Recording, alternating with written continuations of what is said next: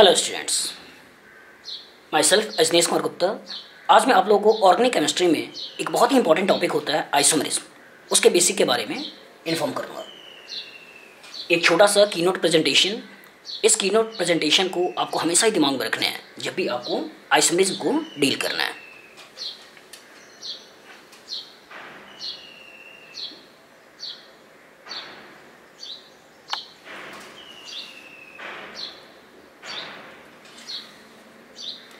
अगर हम बात करें isomerism, isomers have same molecular formula but have different physical and chemical properties and phenomena is called as isomerism।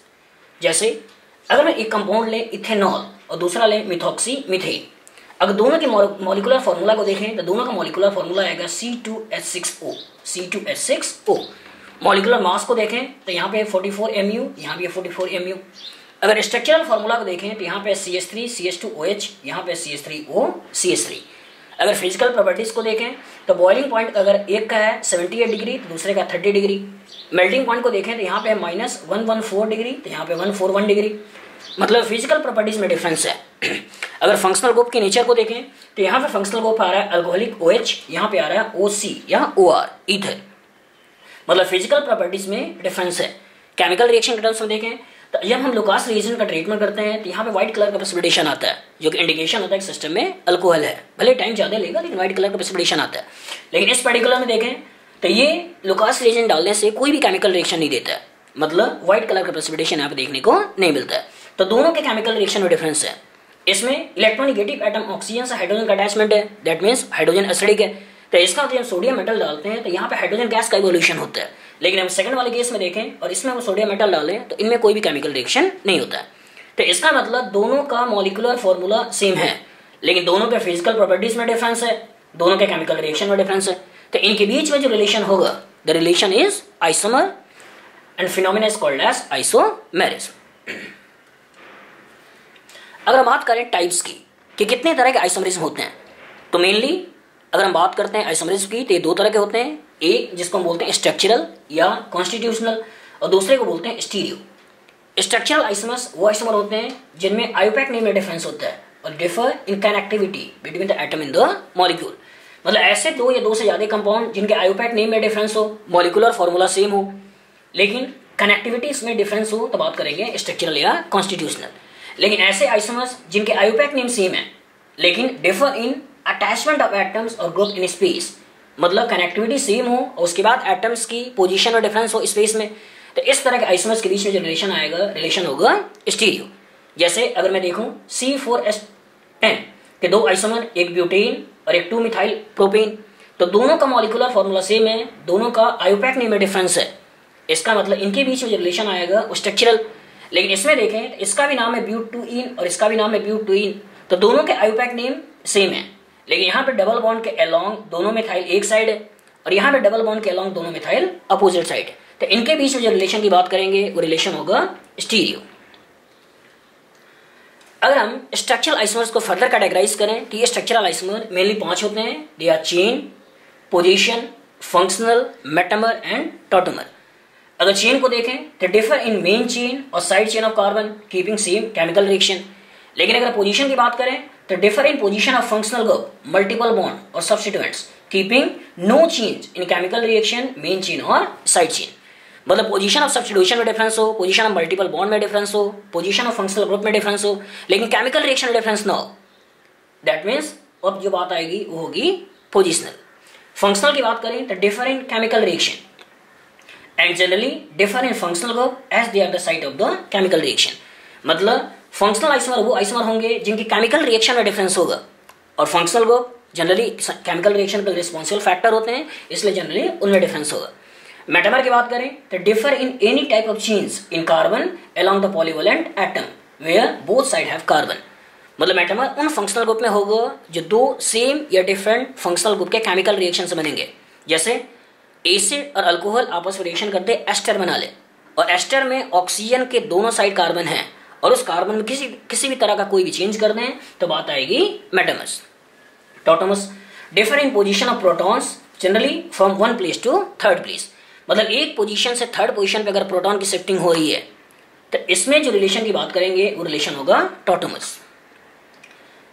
अगर एक एक आइसोमर्स को, स्ट्रक्चरल आइसोमर को अलग अलग देखें तो chain isomer they differ in main chain और side chain of carbon keeping same chemical reaction. मतलब केमिकल रिएक्शन सेम हो लेकिन कार्बन के मेन चेन या साइड चेन में किसी भी तरह का डिफरेंस हो, तो जो बात करेंगे वो बात होगी चेन आइसोमर्स। अगर आयोपैक नेम के टर्म्स में देखें तो in terms of IUPAC nomenclature there is difference in word root of main chain और side chain of carbon. Chain isomers are also called as nuclear isomers और skeleton isomer, और phenomena is called as nuclear isomerism और skeleton isomerism. एक अगर molecular formula ले C5H12 और इसके isomer बनाने के बारे में सोचें तो एक आइसोमर आ सकता है पेंटेन, एक आइसोमर आ सकता है 2-मिथाइल ब्यूटेन और एक आ सकता है 2,2-डाइमिथाइल प्रोपेन। तो तीनों के आयोपैक नेम में डिफरेंस है, मॉलिक्यूलर फॉर्मूला तीनों का सेम है और तीनों ही अल्केन है, मतलब केमिकल रिएक्शन तीनों का सेम है लेकिन कार्बन के मेन चेन में डिफरेंस है। तो इनके बीच में जो रिलेशन की बात करेंगे वो रिलेशन होगा चेन आइसोमर्स। अगर हम पोजिशनल आइसोमर की बात करें तो positional isomer differ in position of functional group, multiple bond और substituents keeping no change in chemical reaction, main chain और साइड चेन ऑफ कार्बन। मतलब position of functional group, position of multiple bond, position of substitution में difference हो लेकिन chemical reaction same हो, main chain side chain same हो, तो अब जो रिलेशन की बात करेंगे वो रिलेशन होगा पोजिशनल आइसोमर्स। अगर हम आयोपैक नेम के टर्म्स में देखें तो आयोपैक नेम के टर्म्स में there is difference in position of secondary prefix, primary suffix and secondary suffix. Secondary prefix represent करता है सब्स्टिट्यूशन के बारे में और मैंने बोला पोजीशन ऑफ सब्स्टिट्यूशन में डिफरेंस हो। प्राइमरी सफिक्स रिप्रेजेंट करता है carbon carbon single double triple bond के बारे में, मतलब कार्बन कार्बन डबल या कार्बन कार्बन ट्रिपल बॉन्ड की पोजीशन में डिफरेंस हो। सेकेंडरी सफिक्स रिप्रेजेंट करता है फंक्शनल ग्रुप, मतलब फंक्शनल ग्रुप के पोजीशन में डिफरेंस हो। जैसे 5 कार्बन की मैंने चेन बना ली, उसमें सेकंड पोजीशन पे OH लगा लें, एक केस में थर्ड पोजीशन पे OH लगा लें, सेकंड पोजीशन में NH2 लगा लें, दूसरे में थर्ड पोजीशन में NH2 लगा लें, सेकंड पोजीशन में कीटोन बना लें, दूसरे में थर्ड पोजीशन में कीटोन बना लें, तो इनके बीच में जो रिलेशन की बात करेंगे वो रिलेशन होगा पोजिशनल आइसोमर। जैसे मैंने लिया C6H14 और इसके आइसोमर बनाने के बारे में सोचा, तो अगर हम 5 कार्बन का स्टेट चेन लें और उसमें मिथाइल की पोजीशन में डिफरेंस करें तो मिथाइल की पोजीशन 2 पे आ सकती है, मिथाइल की पोजीशन 3 पे आ सकती है। तो इनके बीच में जो रिलेशन की बात करेंगे वो होगा positional isomers and they differ in position of methyl group. अब मैं 4 कार्बन का चेन ले लूं और 4 कार्बन के चेन में 2-2 पे डाई मिथाइल लगा लूं और एक केस में 2-3 पे डाई मिथाइल लगा लूं, तो इसमें भी मिथाइल की पोजीशन में डिफरेंस आ रहा है। इस केस में मिथाइल की पोजीशन है 2-2, इस केस में मिथाइल की पोजीशन 2 और 3, तो they differ in position of methyl group, that means they are the positional isomers. अगर हम बात करें फंक्शनल, तो they differ in chemical reaction as functional groups are the sites of chemical reaction, so they generally differ in functional group. functional group sites of chemical reaction होते हैं, इसलिए generally ये difference आती है और डिफरेंस की बात वो आती है फंक्शनल ग्रुप में। लेकिन इंपॉर्टेंट पार्ट ये है कि they differ in chemical reaction. It is important to note that while dealing with functional isomers we should not consider chain and positional isomers। मतलब एक बार अगर डिसाइड हो जाए कि फंक्शनल आइसोमर है तो उसके बाद हमें चेन और पोजीशन के बारे में नहीं सोचना है। जैसे मान लो मैंने ले लिया C2H6O और इसके 2 स्ट्रक्चरल आइसोमर बनाया, एक मैंने बनाया अल्कोहल, दूसरा मैंने बनाया ईथर। और इनका केमिकल रिएक्शन शुरू में दिखा चुके हैं अलग है, तो इसका इनके बीच में जो रिलेशन है वो रिलेशन है फंक्शनल आइसोमर। अब एक बार डिसाइड हो गया कि फंक्शनल आइसोमर है तो फिर नहीं देखना है कि यहाँ 2 कार्बन है और यहाँ 1 कार्बन है और ऑक्सीजन के इधर 1 कार्बन है। मतलब एक बार डिसाइड हो गया कि फंक्शनल आइसोमर है तो इसका मतलब अब वो चेन और पोजीशन की बात नहीं करेंगे। जैसे functional isomers with molecular formula C3H6O, मैंने एक कंपाउंड लिया जिसका मॉलिक्यूलर फार्मूला है C3H6O और कंपाउंड बनाने के बारे में सोचें तो बहुत सारे कंपाउंड बनेंगे। एक इसका DU अगर 1 है तो 1 है DU तो कार्बन कार्बन डबल बॉन्ड भी हो सकता है, कार्बन ऑक्सीजन डबल बॉन्ड भी हो सकता है, होमोसाइक्लिक रिंग भी हो सकती है, हेटेरोसाइक्लिक रिंग भी हो सकती है। तो इसके कॉरस्पॉन्डिंग मैंने एक लिया अल्कोहल, एलाइल अल्कोहल, एक लिया प्रोपेनल, एक लिया एसीटोन, एक लिया साइक्लोप्रोपेनोन, एक लिया इपॉक्साइड्स में सब्स्टिट्यूशन और एक 4 मेंबर साइक्लिक ईथर और एक मैंने लिया ए साइक्लिक ईथर जिसमें डबल बॉन्ड लगा हुआ है। अब इनके अगर फिजिकल केमिकल प्रॉपर्टीज में को एनालाइज करें तो मेल्टिंग पॉइंट में डिफरेंस है। एक की मेल्टिंग पॉइंट -129, एक का -81, 94, इसमें -112, -97, -122, मतलब मेल्टिंग पॉइंट में डिफरेंस है। बॉइलिंग पॉइंट के टर्म्स में देखें तो बॉइलिंग पॉइंट में भी डिफरेंस है। एक का 97 तो दूसरे का 48, 56, 101, 34, 48 और 6, मतलब दोनों के फिजिकल प्रॉपर्टीज में डिफरेंस है, मतलब सभी के फिजिकल प्रॉपर्टीज में डिफरेंस है। केमिकल रिएक्शन टर्म्स देखें तो यहाँ कार्बन कार्बन डबल बॉन्ड है, साथ में अल्कोहलिक ग्रुप है, तो ब्रोमीन वाटर पॉजिटिव देगा, लुकास रिएजेंट पॉजिटिव देगा। इसमें एल्डिहाइड ग्रुप है, मतलब टॉलेंस रिएक्शन पॉजिटिव देगा। इसमें कीटोनिक ग्रुप है, टॉलेंस रिएक्शन नेगेटिव देगा। इसमें लुकास रिएजेंट पॉजिटिव होगा, इसमें ग्लूकास के द्वारा भी रिएक्शन नहीं होगा, इसमें ग्लूकास के द्वारा रिएक्शन नहीं होगा। क्लियर। इसमें अगर देखें तो इसमें ब्रोमीन वाटर पॉजिटिव होगा, इन पर्टिकुलर के केस में ब्रोमीन वाटर नेगेटिव होगा। मतलब कहीं ना कहीं फिजिकल और केमिकल प्रॉपर्टीज में डिफरेंस है, और अगर फिजिकल और केमिकल प्रॉपर्टीज में डिफरेंस है, फंक्शनल ग्रुप में डिफरेंस है, it means they are the functional isomers.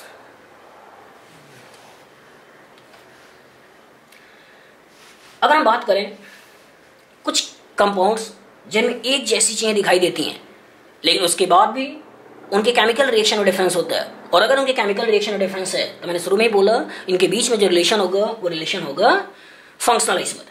जैसे फिनॉल हो गया और अल्कोहल हो गया, जो कार्बन कार्बन डबल बॉन्ड से OH लगाओ और सिंगल बॉन्ड से OH लगाओ तो दोनों के केमिकल रिएक्शन में डिफरेंस होता है, और जब दोनों के केमिकल रिएक्शन में डिफरेंस होता है मतलब इनके बीच में जो रिलेशन की बात करेंगे वो होगा functional. Primary secondary tertiary amines, इनके बीच में जो रिलेशन की बात आती है फंक्शनल, क्योंकि केमिकल रिएक्शन में डिफरेंस है। साइक्लो अल्कीन्स और अल्कीन्स, दोनों के बीच में अगर रिलेशन देखें तो एक में होगा सब्स्टिट्यूशन रिएक्शन, दूसरे में होगा एडिशन रिएक्शन, तो दोनों के केमिकल रिएक्शन में डिफरेंस है। प्राइमरी सेकेंडरी टर्सरी अमाइड्स, तीनों ही अमाइड्स हैं लेकिन तीनों के केमिकल रिएक्शन में डिफरेंस है। तो 4 केसेस जो दिमाग में रखना है, phenol, alcohol, primary secondary tertiary amines, cyclo alkenes और alkenes, primary secondary tertiary amides.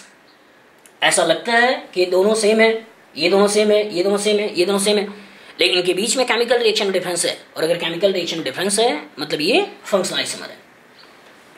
Cyclo alkenes और अल्कीन्स, ये रिंग है, ये चेन है, तो कभी कभी ऐसा भी कहते हैं कि रिंग चेन आइसोमर, तो साइक्लो अल्कीन और alkenes are ring chain isomers. अगर मेटामर की बात करें तो they differ in any type of chains in carbon along the polyvalent atom, और ये पॉलीवेलेंट एटम हो सकते हैं nitrogen, oxygen, sulphur, where both side have carbon as they are formed by the chemical reaction of two same or different functional groups। जैसे मैंने यहाँ ले लिया C4H8O2 और इससे हमने एस्टर बनाया, तो एक एस्टर ऐसा आ सकता है जिसमें यहाँ पे मिथाइल हो और यहाँ 3 कार्बन हो, ऐसा हो सकता है इस मिथाइल को इधर कर दें और यहाँ 2 कार्बन इधर 2 कार्बन कर दें, ऐसा भी हो सकता है इस मिथाइल को इधर कर दें और यहाँ 1 कार्बन इधर 3 कार्बन कर दें, और ये भी पॉसिबल है कि इन 3 कार्बन का आइसोमर बनाकर नॉर्मल प्रोपाइल और आइसोप्रोपाइल सोच लें।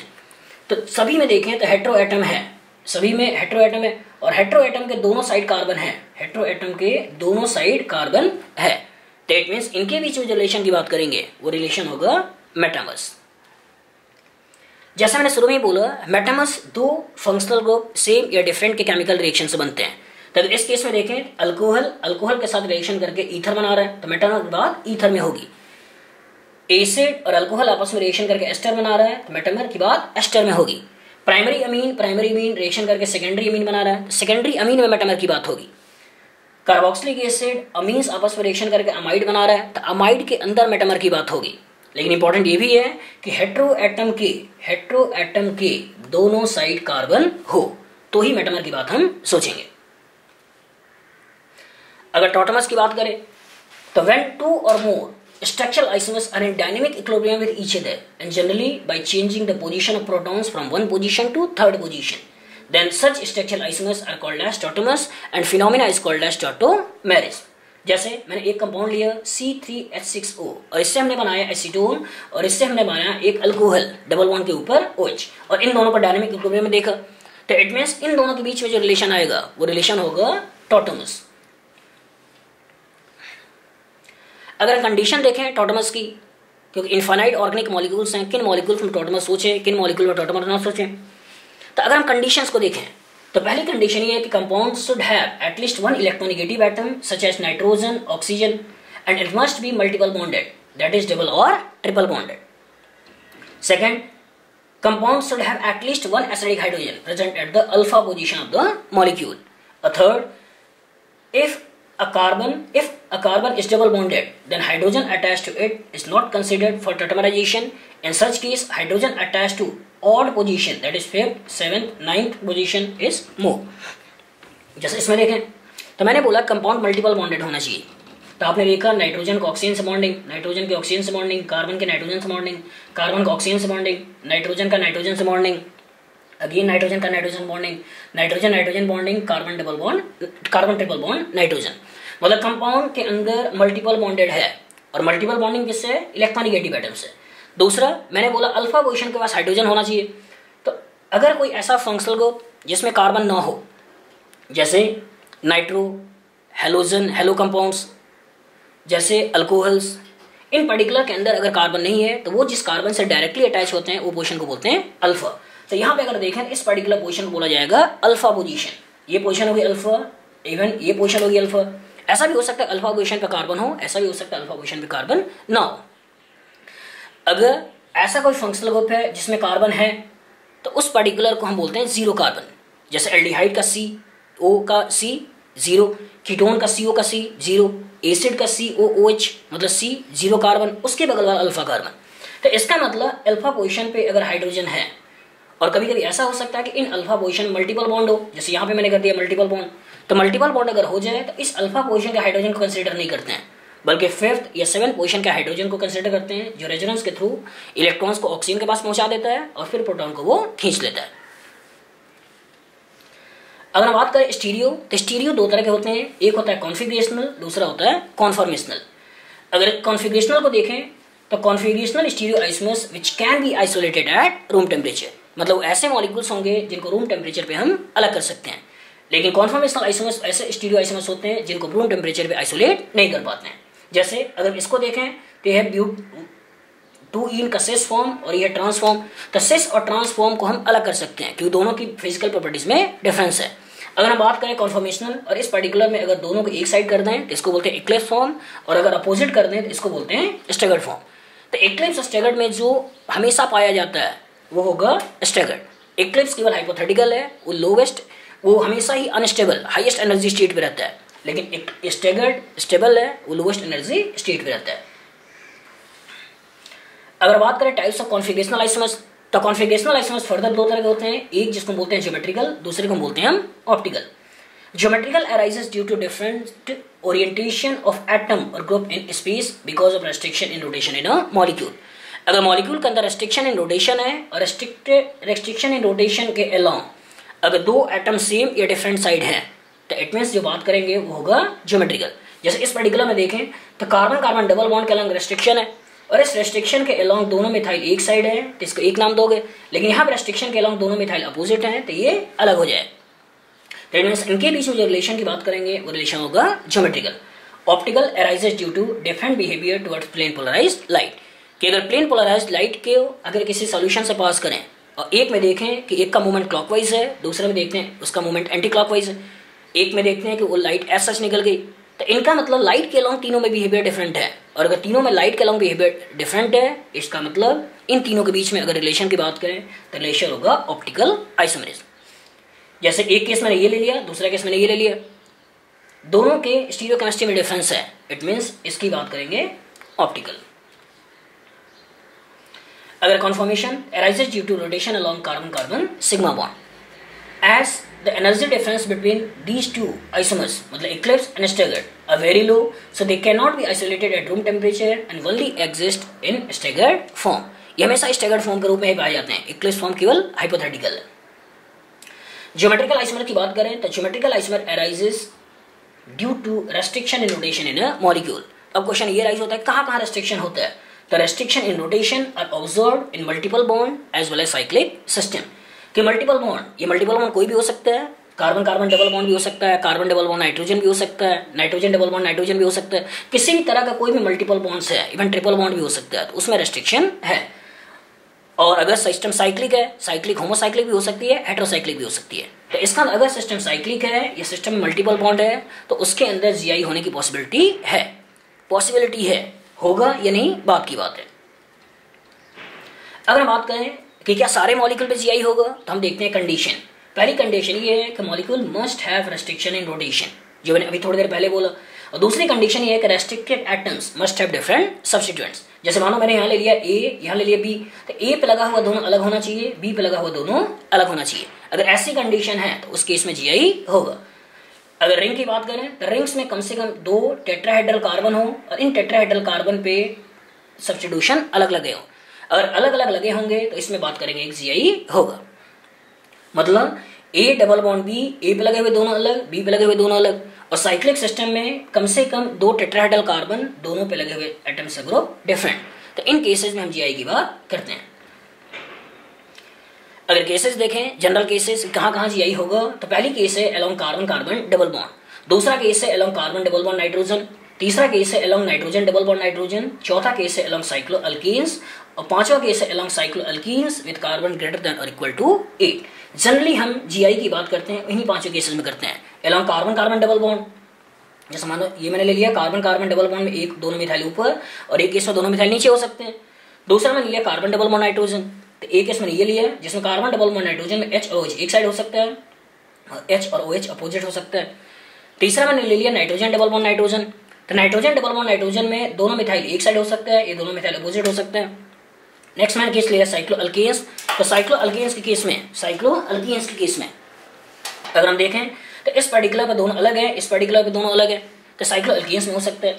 Cyclo alkanes with carbon greater than equal to 8 carbon से कम अगर साइक्लिक सिस्टम है तो डबल बॉन्ड अगर हम बनाए तो हमेशा ही सेस बनेगा, उसका ट्रांसफॉर्म पॉसिबल नहीं होता है, मतलब केवल एक ही कंपाउंड बनता है, इसलिए बात करेंगे उसका आइसोमर नहीं होता है। लेकिन अगर हम 8 या 8 से कार्बन से ज्यादा की बात करें तो उस पर्टिकुलर केस में डबल बॉन्ड यहाँ लगा दे तो ट्रांस और डबल बॉन्ड यहाँ लगा दे तो सिस। जैसे यहाँ मैंने ले लिया कि इस पर्टिकुलर में डबल बॉन्ड लगाया और दोनों अल्काइल ग्रुप को देखें तो एक साइड है, लेकिन यहाँ डबल बॉन्ड देखें तो डबल बॉन्ड के लॉन्ग दोनों अल्काइल ग्रुप अपोजिट साइड है, तो इसको हम अलग नाम देंगे, इसको हम अलग नाम देंगे, दोनों की प्रॉपर्टीज में डिफरेंस आएगी।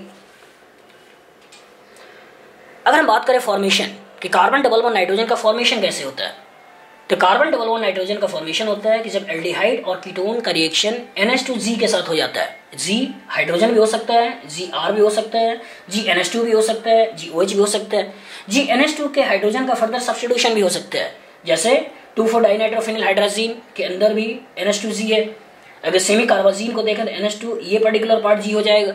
तो इसका मतलब जब हम एल्डिहाइड या कीटोन का रिएक्शन NH2G से कराएंगे तो अब जो कंपाउंड मिलेगा उसके अंदर कार्बन डबल बॉन्ड नाइट्रोजन का फॉर्मेशन होगा, और अगर उनके अंदर अगर हम अनसिमेट्रिकल ले लें तो यहाँ पे पहले से डिफरेंस होगा, और यहाँ पे लोन पेयर और बॉन्ड पेयर में डिफरेंस है, मतलब अनसिमेट्रिकल एल्डिहाइड और कीटोन का रिएक्शन अगर NH2G के साथ कराते हैं तो जो कंपाउंड मिलता है वो GI करता है।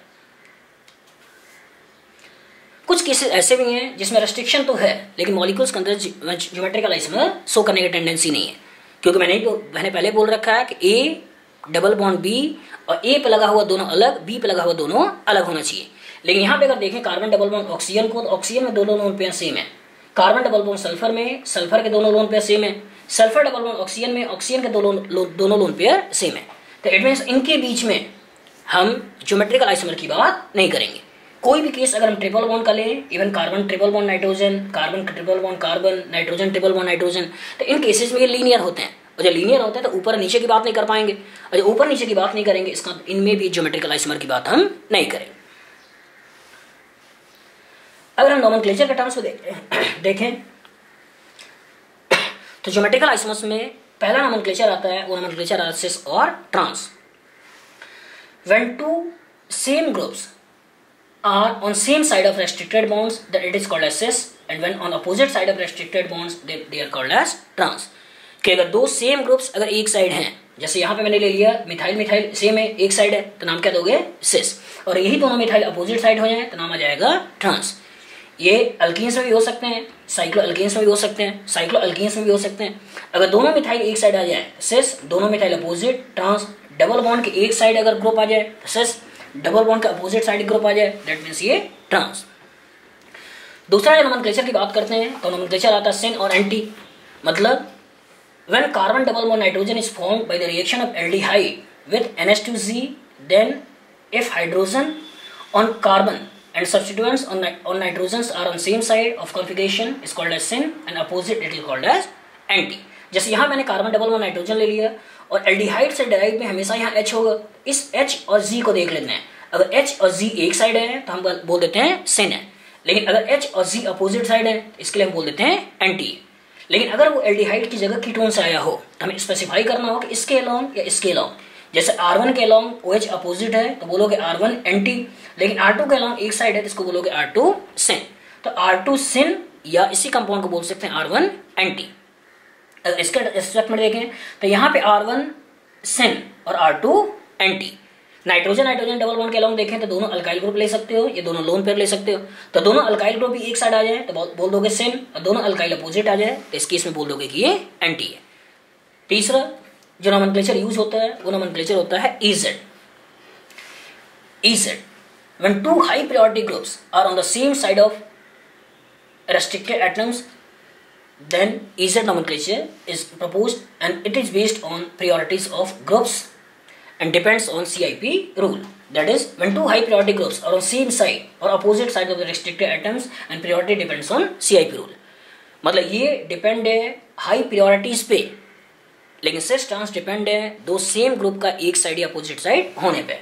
जैसे अभी मैं थोड़ी देर बाद बताऊंगा CIP रूल के बारे में। यहाँ पे हमने देख लिया कि ये Cl की हाई प्रायोरिटी है, यहाँ I की हाई प्रायोरिटी है, और दोनों हाई प्रायोरिटीज अगर एक साइड है तो नाम दे दोगे Z।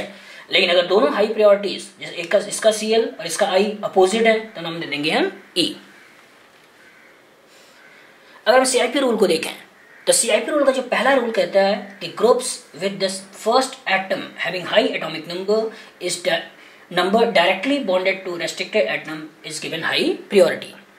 जैसे इस पर्टिकुलर कार्बन से लगा है Cl और लगा है F, तो Cl का एटॉमिक नंबर ज्यादा होने के कारण हाई प्रायोरिटी है। इस पे लगा हुआ है Br और I का एटॉमिक नंबर ज्यादा होने के कारण हाई प्रायोरिटी है। और दो हाई प्रायोरिटीज अगर एक साइड है तो नाम आ जाएगा Z, और अगर दो हाई प्रायोरिटीज अपोजिट आ जाए तो नाम आ जाएगा E। मतलब पहले अटैच एटम को देखो और पहले अटैच एटम का एटॉमिक नंबर को कंसीडर करो, जिसका एटॉमिक नंबर ज्यादा है उसकी high priority.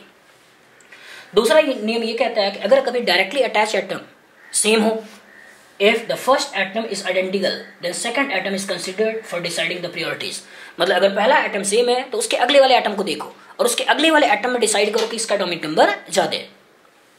If second atom is also same then go for the next and up to that place where we get the difference, और तब तक आगे बढ़ते चले जाओ जब तक कि आपको डिफरेंस दिखाई ना दे जाए। जैसे यहाँ पे अगर देखें तो यहाँ पे कार्बन का अटैचमेंट हाइड्रोजन से है, यहाँ पे कार्बन का अटैचमेंट कार्बन से, इसलिए आपने बोल दिया इसकी हाई प्रायोरिटीज है। यहाँ पे अगर देखें तो यहाँ पे ऑक्सीजन का अटैचमेंट H है, लेकिन यहाँ ऑक्सीजन का अटैचमेंट C है, तो इट मीन्स इस पर्टिकुलर की हाई प्रायोरिटी। और अगर दोनों हाई प्रायोरिटीज एक साइड है तो हम बोल देंगे Z है, लेकिन अगर दोनों हाई प्रायोरिटीज अपोजिट है इस केस में बोल देंगे E है। तो सेकंड पॉइंट ये है कि अगर डायरेक्टली अटैच एटम सेम है तो उसके अगले वाले एटम को देखो और अगले वाले एटम के एटॉमिक नंबर को कंसीडर करते हुए हाई प्रायोरिटीज की बात कर लो। थर्ड पॉइंट ये कहता है कि अगर कभी सिस्टम में मल्टीपल बॉन्ड आ जाए, clear, if the group have multiple bond then hypothetical sigma bond is drawn for it and then compare the other group with group for the seniorities. मतलब अगर कभी सिस्टम के अंदर मल्टीपल बॉन्ड आ जाए तो उस मल्टीपल बॉन्ड को हाइपोथेटिकल सिग्मा में तोड़ लेते हैं, और उस हाइपोथेटिकल सिग्मा में तोड़ने के बाद फिर हम उसका कंपैरिजन एटॉमिक नंबर से कर लेते हैं। जैसे यहाँ पे अगर देखें तो यहाँ पे कार्बन कार्बन ट्रिपल बॉन्ड है, यहाँ कार्बन कार्बन डबल बॉन्ड है, तो इस कार्बन का अटैचमेंट CH जो कि सिग्मा है, और इस पाई को हाइपोथेटिकल सिग्मा और इस पाई को भी हाइपोथेटिकल सिग्मा में कन्वर्ट कर दिया। इसी तरह इस पर्टिकुलर के अंदर CH सिग्मा है, लेकिन इस पर्टिकुलर पाई को भी हाइपोथेटिकल सिग्मा में कन्वर्ट कर दिया, और फिर इस कार्बन को इस कार्बन से काट दिया, इस कार्बन को इस कार्बन से काट दिया, इस कार्बन को इस कार्बन से काट दिया, लेकिन यहाँ पे कार्बन और यहाँ पे हाइड्रोजन, तो इस कार्बन और हाइड्रोजन में कार्बन का एटॉमिक नंबर ज्यादा होने के कारण इसकी हाई प्रायोरिटी। तो अगर दो हाई प्रायोरिटीज अगर अपोजिट हैं दैट मीन्स कॉन्फिगरेशन हो जाएगा E। चौथा ये कहता है कि अगर कभी केस ऐसा आ जाए जिसमें एटॉमिक नंबर सेम हो जाए, दैट इज आइसोटोप्स, कि in case of isotopes atomic mass is given high priorities as atomic number are same for both। मतलब यहाँ पे H हो D हो तो H और D दोनों का एटॉमिक नंबर जब सेम हो जाए तो एटॉमिक मास देखना है कि इसका एटॉमिक मास ज्यादा है और इसमें प्रायोरिटीज आप पहले से बोल चुके हो इसका ज्यादा है, तो इट मींस अगर दोनों प्रायोरिटीज एक साइड है तो कह दोगे Z, और दोनों प्रायोरिटीज अपोजिट है in that case it is called as E। तो पहला ये है कि डायरेक्टली अटैच एटम को देखो और एटॉमिक नंबर का डिफरेंस देख लो। दूसरा ये है कि डायरेक्टली अटैच एटम अगर सेम हो तो उसके अगले वाले को देख लो। तीसरा ये है कि अगर कभी मल्टीपल बॉन्ड आ जाए तो उस मल्टीपल बॉन्ड को हाइपोथेटिकल सिग्मा में कन्वर्ट कर दो।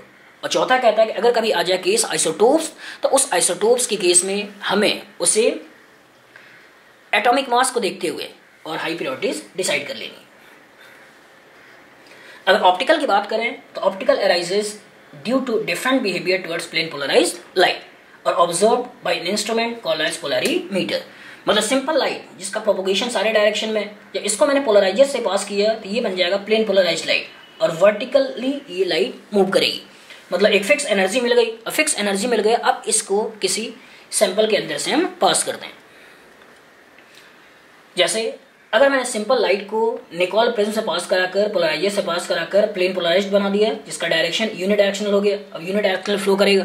अब इसको किसी सैंपल से पास करें, सैंपल ट्यूब से, और देखें इस पर्टिकुलर सोल्यूशन के अंदर क्या ऑप्टिकल एक्टिविटी है या नहीं है। तो हमने देखा किसी भी तरह का कोई डिफ्लेक्शन आ रहा है, और अगर मॉलिक्यूल्स के अंदर किसी भी तरह का कोई भी डिफ्लेक्शन ऑब्जर्व्ड हो रहा है, that means molecules are optically active. लेकिन अगर लाइट एज सच निकल जाए, तो in that case molecule is optically inactive. जैसे मैंने सिंपल लाइट को प्लेन पोलराइज्ड लाइट बनाया, फिर सैंपल से पास किया और देखा कि एक केस में मूवमेंट एंटी क्लॉकवाइज है, लेकिन दूसरे सैंपल से पास किया तो देखा मूवमेंट क्लॉकवाइज है। तो इसका मतलब अगर क्लॉकवाइज है तो नाम आ जाएगा डी, और अगर एंटी क्लॉकवाइज है तो नाम आ जाएगा एल। ये सारा काम एक इंस्ट्रूमेंट के अंदर करते हैं, और इंस्ट्रूमेंट का नाम है पोलैरिमीटर। कुछ कॉमन टर्म्स जो हमेशा ही ऑप्टिकल में यूज होंगे, वो पहला टर्म्स होता है प्लेन ऑफ सिमेट्री। तो वो हाइपोथेटिकल प्लेन जो कि मॉलिक्यूल को इक्वली डिवाइड कर दे, वो हाइपोथेटिकल प्लेन जो मॉलिक्यूल को इक्वली डिवाइड कर दे, तो उस पर्टिकुलर प्लेन को बोलते हैं, उस पर्टिकुलर प्लेन को बोलते हैं प्लेन ऑफ सिमेट्री। जैसे मैंने ले लिया यहाँ पे इस कार्बन पे ClH, और यहाँ भी मिथाइल है, यहाँ भी मिथाइल है। अब अगर मैं इसको हाइपोथेटिकली काटूं, इस पर्टिकुलर को हाइपोथेटिकली काटूं कार्बन और हाइड्रोजन एक प्लेन में लेते हुए, तो दोनों मिथाइल एक साइड हो जाए, दोनों मिथाइल का इमेज एक दूसरे के ऊपर आएगा, मतलब मॉलिक्यूल के अंदर प्लेन ऑफ सिमेट्री है। लेकिन अगर इसकी चारों वैलेंसी अलग कर दूं, जैसे मैंने यहाँ कर दिया ClH मिथाइल इथाइल, तो जब इसको काटूं तो कभी मॉलिक्यूल के अंदर प्लेन ऑफ सिमेट्री नहीं आएगी। तो वो हाइपोथेटिकल प्लेन जो मॉलिक्यूल को इक्वली डिवाइड कर दे, दैट मीन्स मॉलिक्यूल के अंदर प्लेन ऑफ सिमेट्री है। Centre of symmetry, hypothetical centre in the molecule from which equal distance, important क्या है, equal distance in opposite direction leads to same substituents. जैसे मान लो मैंने साइक्लोब्यूटेन लिया, और साइक्लोब्यूटेन में अगर मैं x डायरेक्शन इधर जाऊं और उसी के x डायरेक्शन x डिस्टेंस पर अपोजिट डायरेक्शन में इधर आए, अगर y डिस्टेंस पे यहाँ जाएं, अपोजिट y डिस्टेंस पे यहाँ जाएं, तो हमें सेम वही चीज़ मिल रही है। अगर इधर जाएं z डिस्टेंस पे, इधर अपोजिट z डिस्टेंस पे, हमें सेम चीज़ मिल रही है। दैट मीन्स साइक्लोब्यूटेन के अंदर सेंटर सिमेट्री है। तो वो हाइपोथेटिकल सेंटर जहाँ से इक्वल डिस्टेंस में अपोजिट डायरेक्शन में जाने पे हमें वही चीज़ मिल जाए, दैट मीन्स मॉलिक्यूल के अंदर सेंटर सिमेट्री है।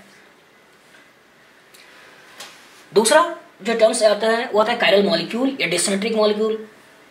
डिसिमेट्रिक मॉलिक्यूल और कायरल मॉलिक्यूल वो मॉलिक्यूल होते हैं जिसके अंदर plane of symmetry, centre of symmetry नहीं होती है। जैसे मैं एक हाथ लूं और दूसरा हाथ लूं और दोनों की इमेज के बारे में सोचा, तो दोनों हाथ एक ही हैं, लेकिन अगर मैं इसको कितना भी घुमाऊं तो ये कभी इस हाथ में कन्वर्ट नहीं होगा। तो इन दोनों के बीच में मिरर इमेज है, इन दोनों के बीच में मिरर इमेज है, मतलब ये दोनों एक दूसरे के मिरर इमेज हैं, लेकिन इस हाथ को मैं कितना भी घुमाऊं इस हाथ में कन्वर्ट नहीं होगा। हमारे दिमाग में आ सकता है इसको हम ऐसे घुमा दें और ऐसे घुमाकर इसी के हाथ पर बैठा दें, लेकिन जब हम ऐसे घुमाकर ऐसे करेंगे तो इस पर्टिकुलर केस में ये हाथ की रेखाएं आपकी तरफ हैं, लेकिन ऐसे घुमाने पर अब ये रेखाएं अपोजिट डायरेक्शन में। दैट मीन्स ये हाथ और ये हाथ दोनों अलग अलग है। ऐसा मॉलिक्यूल जिसमें कार्बन हो, और कार्बन के टर्म्स में देखते हैं कि ऑर्गेनिक में कार्बन इंपॉर्टेंट पार्ट है, तो एक टर्म आता है कायरल कार्बन, डिसिमेट्रिक कार्बन या एसिमेट्रिक कार्बन। दैट मीन्स अगर कार्बन की चारों वैलेंसी अलग अलग है तो ऐसे कार्बन को बोलते हैं कायरल कार्बन। जैसे मैंने यहाँ पे कार्बन लिया जिसमें एक साइड COH है, एक साइड H है, एक साइड CH3 है, एक साइड NH2 है, तो इट मीन्स इस कार्बन की जब चारों वैलेंसी अलग अलग है तो इस कार्बन को बोलोगे कायरल कार्बन। और अगर इसी का मिरर इमेज लें दूसरा मॉलिक्यूल होगा, क्योंकि इस हाथ का मिरर इमेज दूसरा हाथ है, तो एक फॉर्म को हम बोल देते हैं L, दूसरे फॉर्म को बोल देते हैं D। अगर इसको देखें, एक हाथ का मिरर दूसरा हाथ है, मॉलिक्यूल्स के टर्म्स में देखें तो इस मॉलिक्यूल का मिरर दूसरा मॉलिक्यूल है। अगर रिएक्टिविटी के टर्म्स में देखें तो अगर इस पर्टिकुलर मॉलिक्यूल की रिएक्टिविटी इस पर्टिकुलर गैप के साथ हो रही है तो इसके मिरर इमेज की रिएक्टिविटी कभी उस गैप के साथ नहीं होगी।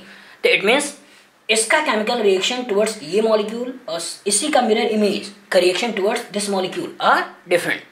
मतलब अगर ऑप्टिकली एक्टिव कंपाउंड का रिएक्शन किसी ऑप्टिकली एक्टिव कंपाउंड से कराएं तो उस केस में रिएक्टिविटी में डिफरेंस आएगा, रिएक्शन में डिफरेंस आएगा।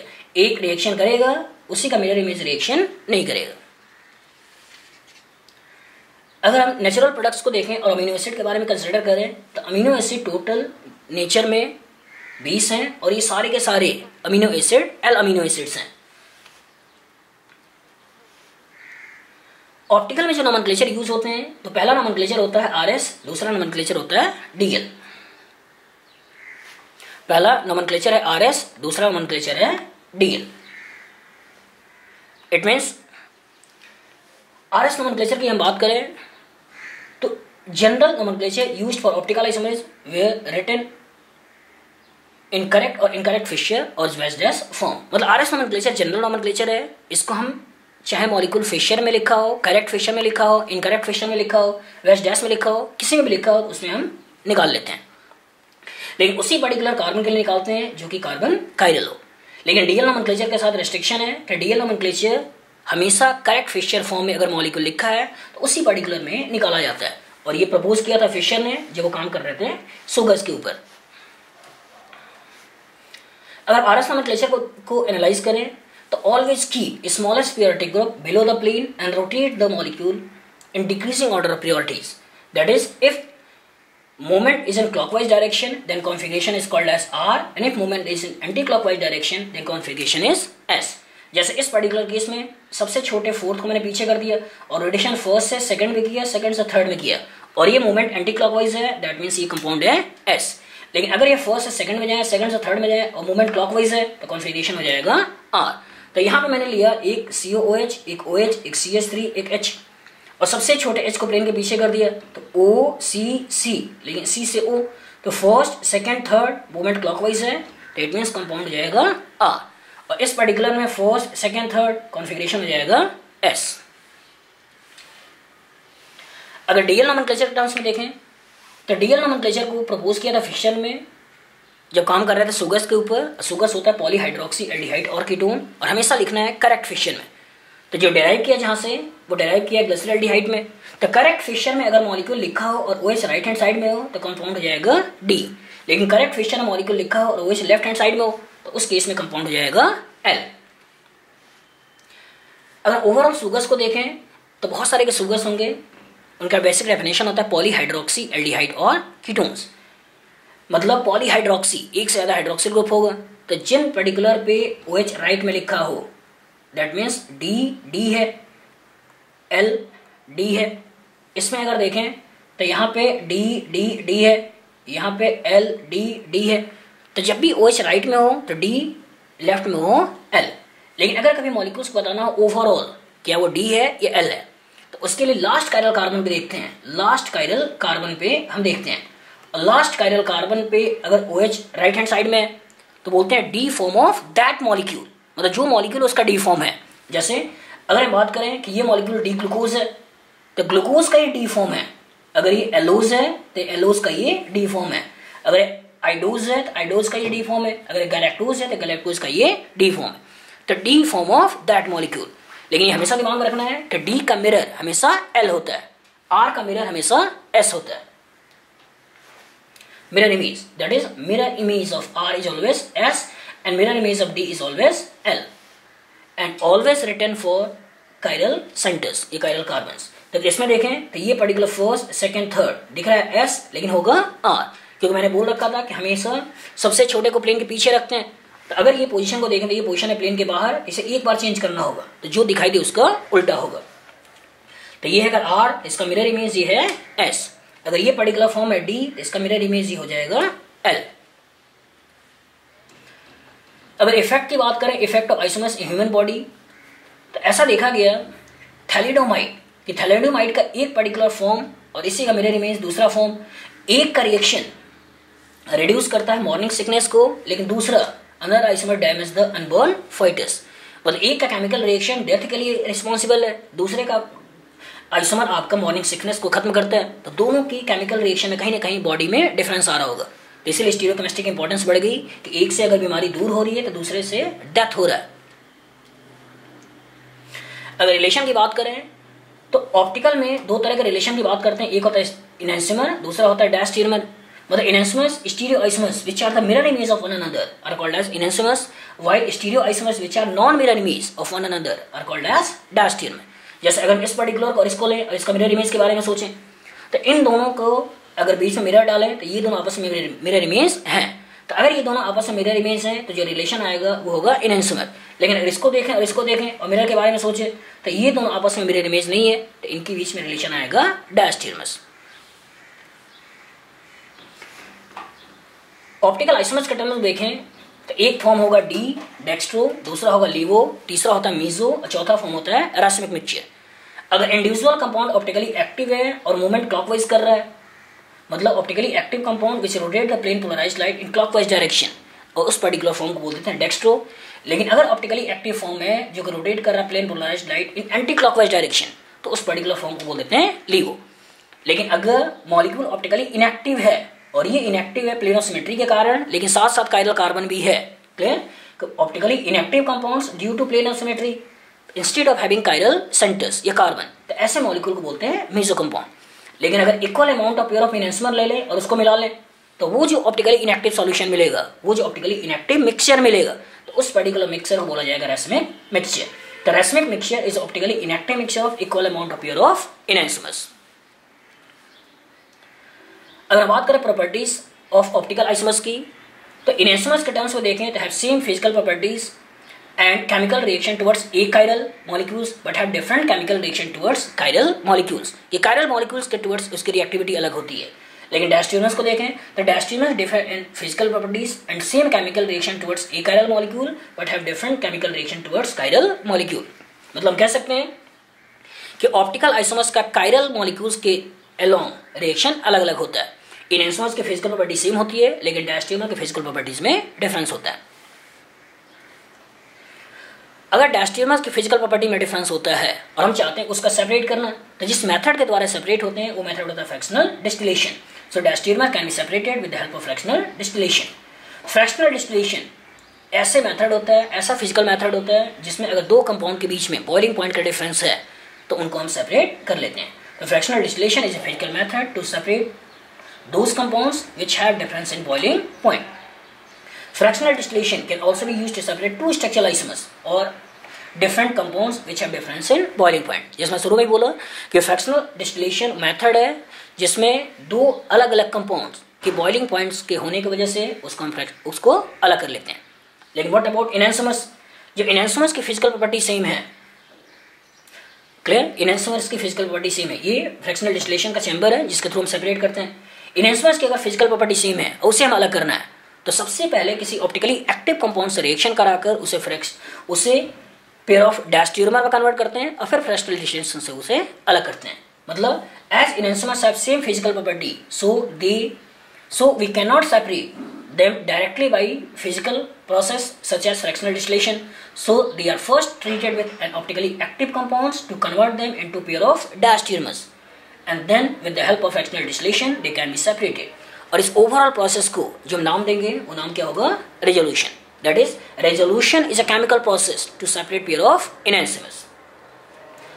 मतलब इसमें हम करते क्या है कि पेयर ऑफ इनहेंसमर्स को किसी ऑप्टिकली एक्टिव कंपाउंड से रिएक्शन कराकर पहले पेयर ऑफ डायस्टीरियमर में कन्वर्ट करते हैं। जब ये पेयर ऑफ डायस्टीरियमर में कन्वर्ट हो जाता है तो फिर इसके ऊपर फ्रैक्शनल डिस्टिलेशन कराकर दोनों फ्रैक्शन को अलग अलग कर लेते हैं और फिर अलग अलग करने के बाद इसकी हाइड्रोलिसिस कर लेते हैं और हाइड्रोलिसिस करने के बाद इनहेंसमर और वो ऑप्टिकली एक्टिव कंपाउंड अलग हो जाते हैं, इनहेंसमर ऑप्टिकली एक्टिव कंपाउंड अलग हो जाते हैं। फिर इस पर्टिकुलर का फ्रैक्शनल डिस्टिलेशन से एक्टिव कंपाउंड को निकालकर एक कंटेनर में इनहेंसमर फर्स्ट और दूसरे कंटेनर में इनहेंसमर सेकंड को ले लेते हैं। अगर एक्सपेरिमेंटल टर्म्स की बात करें तो एक्सपेरिमेंटल टर्म्स होते हैं दो, एक होता है ऑप्टिकल प्योरिटी और दूसरा होता है इनहेंसमेरिक एक्सेस, कि whether a particular sample consist of a single enantiomers और मिक्सचर ऑफ इनहेंसमर्स। इसको पता करना हो तो हम पता करते हैं ऑप्टिकल प्योरिटी से और दूसरा इनहेंसमेरिक एक्सेस से। तो ऑप्टिकल प्योरिटी क्या होती है कि observe specific rotation upon specific rotation of pure enantiomer into 100। लेकिन अगर हम बात करें इनहेंसमेरिक एक्सेस तो excess of one stereo isomers upon entire mixture into 100। मतलब मैथमेटिकली देखें तो दोनों मैथमेटिकली सेम होते हैं लेकिन एक एंगल के टर्म्स में देखते हैं और एंगल के टर्म्स में देखें तो ऑप्टिकल प्योरिटी की बात करते हैं और एक अमाउंट के टर्म्स में देखते हैं एक्सेस कितना हो रहा है, तो इस पर्टिकुलर को बोलते हैं इनहेंसमेरिक एक्सेस है। कुछ स्पेशल केसेस भी होते हैं उसमें ऑप्टिकल की बात करते हैं। एलीन्स को अगर हम ध्यान से देखें तो एलीन्स होते हैं, allenes are those compounds in which 2 और more than 2 double bonds are present. मतलब अगर हम ऐसे देखें एक डबल बॉन्ड यहाँ है दूसरा डबल बॉन्ड यहाँ है, इसका प्लेन अलग है इसका प्लेन अलग है, मतलब अगर हम डबल बॉन्ड की बात करें तो अगर ये हाइड्रोजन प्लेन के पीछे है तो ये मिथाइल प्लेन के बाहर है और ये पर्टिकुलर दोनों प्लेन में है। तो एलिन्स को अगर हम देखें और उसका मिरर इमेज निकालें तो ये मॉलिक्यूल अलग होगा, ये मॉलिक्यूल अलग होगा। तो कुछ स्पेशल केसेस है स्टीरियोआइसमस के, तो उसमें पहला केस आता है एलिन्स कि allenes with even number of double bonds with different ends so optical isomerism. जैसे अगर मैं 2 डबल बॉन्ड ले लूँ, 4 डबल बॉन्ड ले लूँ, 6 डबल बॉन्ड ले लूँ, तो इसका प्लेन अलग होगा, इनका प्लेन अलग होगा, तो मॉलिक्यूल के अंदर कभी plane symmetry centre of symmetry नहीं आएगी। दैट मीन्स ये मॉलिक्यूल ऑप्टिकली एक्टिव होगा।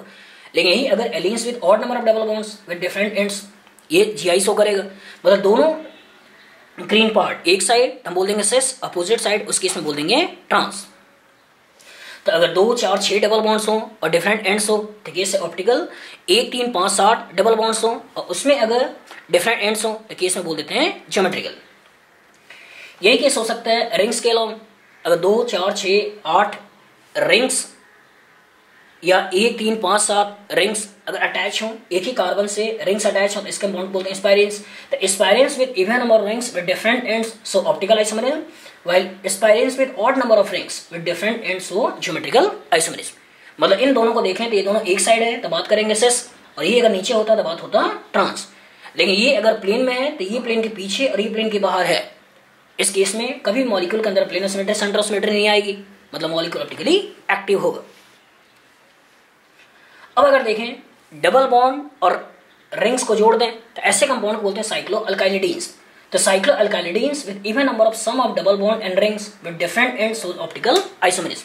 लेकिन cyclo alkylidenes with odd number of sum of double bond and ring with different ends so geometrical isomerism. मतलब अगर ऑड नंबर में है तो ये ज्योमेट्रिकल का केस है, लेकिन अगर इवन नंबर का है तो ये पर्टिकुलर ऑप्टिकल का केस है। अगर हम बात करें बाइफिनाइल्स, तो बाइफिनाइल्स में अगर इस पोजीशन को देखें तो कार्बन का ये ऑर्थो पोजीशन है, ये भी ऑर्थो पोजीशन है, इसका ये ऑर्थो पोजीशन है, ये ऑर्थो पोजीशन है। तो ऑर्थो ऑर्थो टेट्रा सब्स्टिट्यूटेड अगर बाइफिनाइल है तो ये जो केस बनेगा ऑप्टिकल का कि कभी मॉलिक्यूल के अंदर प्लेन सिमेट्री सेंटर सिमेट्री नहीं आई। लेकिन अगर हम बात करें ऑर्थो ऑर्थो टेट्रा सब्स्टिट्यूट की जगह ट्राइफिनाइल्स, तो ये दोनों एक साइड हो सकते हैं तो बात हो जाएगी सिस, अपोजिट हो सकता है बात हो जाएगा ट्रांस। तो अगर बाइफिनाइल है ऑर्थो पे डिफरेंट सब्स्टिट्यूशन है तो केस है ऑप्टिकल का, ट्राइफिनाइल है ऑर्थो पे अगर डिफरेंट सब्स्टिट्यूशन है तो केस है ज्योमेट्रिकल का। ऐसा भी हो सकता है कि सेंटर में कार्बन की जगह कोई दूसरा एटम हो, हमें ओवरऑल केवल यही देखना है कि क्या मॉलिक्यूल के अंदर प्लेन सिमेट्री सेंटर सिमेट्री है या नहीं है, मतलब ओवरऑल मॉलिक्यूल कायरल है या नहीं है। अगर मॉलिक्यूल कायरल है तो ऑप्टिकली एक्टिव होगा, नो मैटर सेंटर में कार्बन है, नाइट्रोजन है, ऑक्सीजन है या सल्फर है, ये इवन टिनियल लेड है। तो यहाँ भी नाइट्रोजन की चारों वैलेंसी अलग, मॉलिक्यूल टेट्राहेड्रल है, प्लेन सिमेट्री सेंटर सिमेट्री नहीं आएगी। यहाँ फॉस्फोरस चारों वैलेंसी अलग, कभी प्लेन सिमेट्री सेंटर सिमेट्री नहीं आएगी। सिलिकॉन कभी प्लेन सिमेट्री सेंटर सिमेट्री नहीं आएगी। टेन, लेड, जर्मेनियम कभी प्लेन सिमेट्री सेंटर सिमेट्री नहीं आएगी। तो ये केसेस भी हैं जहाँ पे ऑप्टिकल की बात हम कर लेंगे। अगर स्पेशल केसेस में देखें और नाइट्रोजन को लेके चले तो trivalent nitrogen with all 3 valencies different in acyclic system. Important क्या है? Acyclic system, so no optical activity, but when nitrogen is a part of ring with all 3 valencies different, they will show optical isomerism। क्योंकि nitrogen की तीनों valency अलग है लेकिन ring का part है कि ऑप्टिकल शो करेगा, लेकिन रिंग का पार्ट नहीं है तो ऑप्टिकल शो नहीं करेगा। Stereo centres, they are those centers along which stereochemistry is involved and they may be geometrical, optical और special case of geometrical and optical।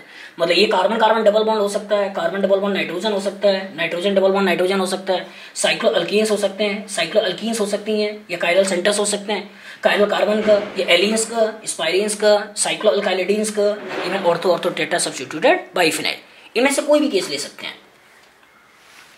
अगर कैलकुलेशन के टर्म्स से देखें कि कैलकुलेशन करना हो स्टीरियोआइसमस का, तो सबसे पहले ये देखना है कि क्या मॉलिक्यूल सिमेट्रिकल है या अनसिमेट्रिकल है। तो अगर मॉलिक्यूल अनसिमेट्रिकल है और n स्टीरियो सेंटर्स हैं तो सिंपल फार्मूला लगा देना है 2 to the power n। लेकिन अगर सिमेट्रिकल है तो देखना है कि क्या उसमें इवन स्टीरियो सेंटर है और स्टीरियो सेंटर है। अगर इवन स्टीरियो सेंटर है तो सिंपल लगा लेना है 2 to the power n minus 1 plus 2 to the power n by 2 minus 1। लेकिन ऑड है तो केयरफुल रहना है कि अगर ऑड है तो बीच में क्या है, बीच में अगर ज्योमेट्रिकल सेंटर है तो हमें फार्मूला लगाना है 2 to the power n minus 1 plus 2 to the power n minus 1 by 2। लेकिन अगर बीच में ऑप्टिकल है तो हमें फार्मूला लगाना है 2 to the power n minus 1। तो केयरफुल रहिएगा कि अगर ऑड है सिमेट्रिकल है और ऑड है स्टीरियो सेंटर्स हैं तो उस केस में जो बीच में होगा उसके अलोंग सोचना है। बीच में ज्योमेट्रिकल तो ज्योमेट्रिकल का फॉर्मूला, और बीच में ऑप्टिकल तो ऑप्टिकल का फॉर्मूला। अगर हमें कभी मेथड ड्रॉ करना हो स्ट्रक्चर्स को, तो सबसे पहले निकालना है डी यू, कि कोई भी कंपाउंड का मॉलिक्यूलर फार्मूला लिखा हो तो उसमें सबसे पहले काम करना है डी यू। जब एक बार डी यू निकल जाए तो फिर हमें निकालना है स्केलेटन, और जब स्केलेटन निकल जाए तो तीसरा काम करना है केमिकली डिफरेंट हाइड्रोजन या पोजीशन। और इन्हीं तीनों के हेल्प से हमें स्ट्रक्चर्स को ड्रॉ करना है। कभी क्वेश्चन पूछ ले मेथड टू ड्रॉ आइसोमर्स, तो सबसे पहले उसके सारे स्ट्रक्चर्स बना लो। स्ट्रक्चर बनाने के बाद ज्योमेट्रिकल के बारे में सोचो, then write all the geometrical isomers possible for those structures. और जब एक बार ज्योमेट्रिकल बन जाए फिर हमें सोचना है optical, then write the all optical isomers from given geometrical isomers. मतलब पहले स्ट्रक्चर, फिर ज्योमेट्रिकल, फिर लास्ट में ऑप्टिकल। कॉन्फॉर्मेशनल आइसोमर की बात करें तो conformational isomers which cannot be isolated at room temperature and arises due to rotation along carbon-carbon sigma bond। मतलब कार्बन कार्बन सिग्मा बॉन्ड के अलॉन्ग अगर रोटेशन से डिफरेंस आ रहा है तो हम बात करेंगे conformation. Stability of these isomers are affected by angle strain, torsional strain and van der Waals strain. कि अगर कोई कार्बन sp3 हाइब्रिडाइज्ड है लेकिन उसका एंगल 109 डिग्री 28 मिनट नहीं है, उससे कम या ज्यादा है, दैट मीन्स एंगल का स्ट्रेन है। इलेक्ट्रॉन पेयर का दूसरे इलेक्ट्रॉन पेयर से रिपल्सन है, वो पर्टिकुलर टॉर्सनल स्ट्रेन है। एक के साइज का दूसरे के साइज के साथ रिपल्सन है, वो रिपल्सन हो जाएगा वॉन डेर वाल।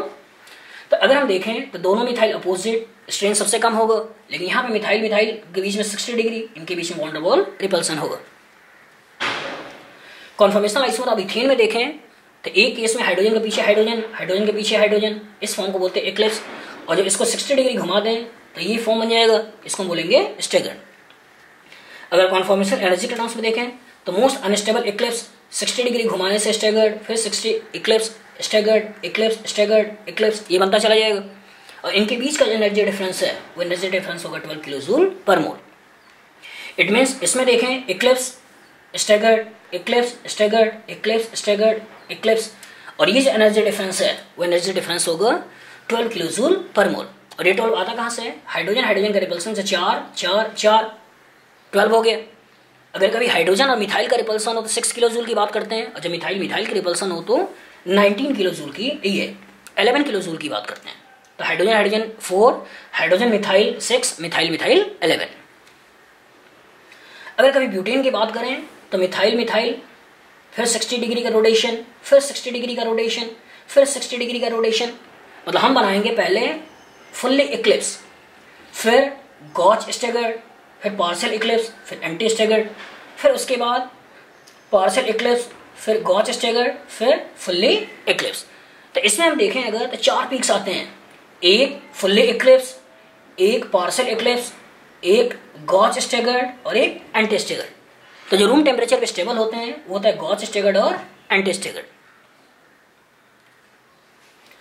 अगर कॉन्फॉर्मेशन एनर्जी डायग्राम देखें ब्यूटेन का तो मिथाइल मिथाइल के बीच में मैंने रिपल्सन बताया 11 11 4 4 19 किलो जूल। ये मिथाइल मिथाइल के बीच में जो वॉन डेर वाल रिपल्सन आता है उसमें गॉच स्टैगर्ड के लिए जो वैल्यू देखी जाती है 3.8 किलो जूल। यहाँ पे 16, मिथाइल मिथाइल 6, दूसरा मिथाइल मिथाइल 6, फिर हाइड्रोजन हाइड्रोजन 4, तो ओवरऑल वैल्यू हो जाएगी 16। तो इनके बीच में जो कॉन्फॉर्मेशनल एनर्जी है वो conformational energy in case of butane ये होता है 19 किलो जूल पर मोल। कभी ऐसा भी आ सकता है कि ए और बी के बीच में हाइड्रोजन बॉन्डिंग हो जाए, मतलब ये ए और बी में कुछ ऐसे एटम लगे हों कि हाइड्रोजन बॉन्डिंग हो जाए। तो अगर सिस्टम में हाइड्रोजन बॉन्डिंग होगी तो उसका गॉच फॉर्म ज्यादा स्टेबल होता है, एंटी स्टैगर्ड फॉर्म कम स्टेबल होता है।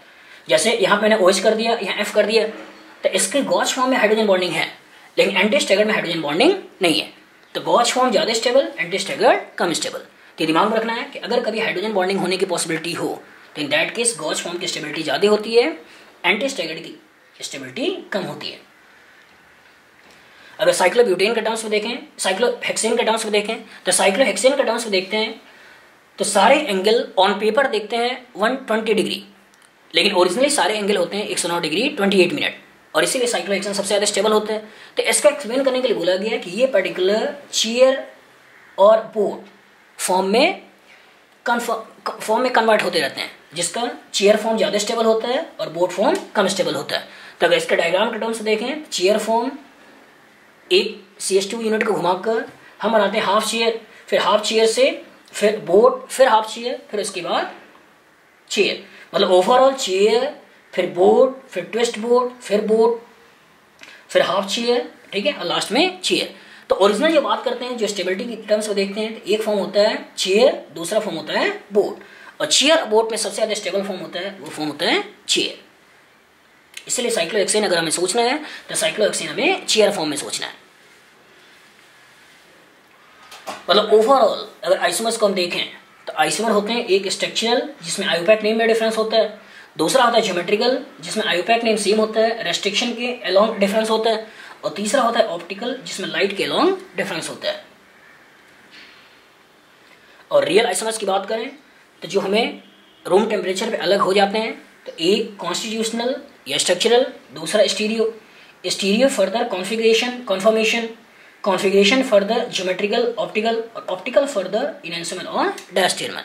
डायस्टेरमर का टर्म्स ज्योमेट्रिकल में यूज होगा, डायस्टेरमर का टर्म ऑप्टिकल में यूज होगा, लेकिन इनहेंसमेंट का टर्म्स केवल और केवल ऑप्टिकल में यूज होगा।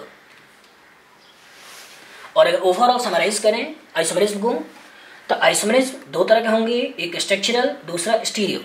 स्ट्रक्चरल 5 होंगे, chain, position, functional, metamer, tautomer, और स्टीरियो 2 होगा, कॉन्फिगरेशन, कॉन्फॉर्मेशन। कॉन्फिगरेशन फर्दर 2 होगा, ज्योमेट्रिकल और optical. It is important to note that for a non molecular formula there are possibilities of various compounds, so there is possibilities of various isomeric relationship, but for two fixed compounds there is only one isomeric relationship, that is either they are chain, position, functional, metamer, tautomers, geometrical isomers or optical isomers.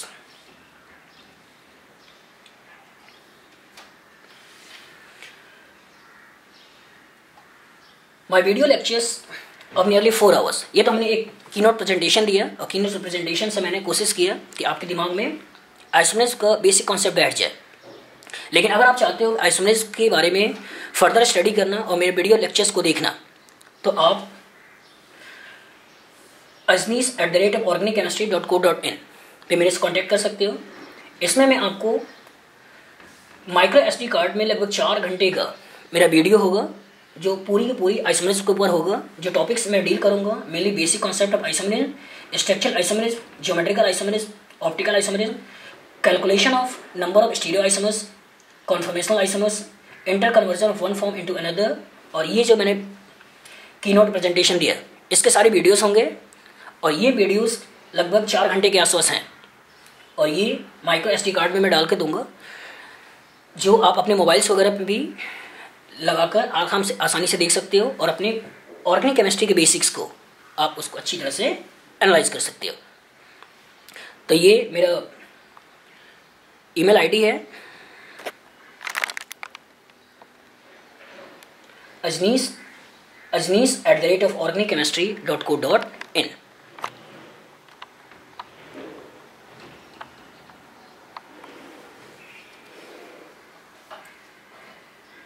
Thank you for watching this video.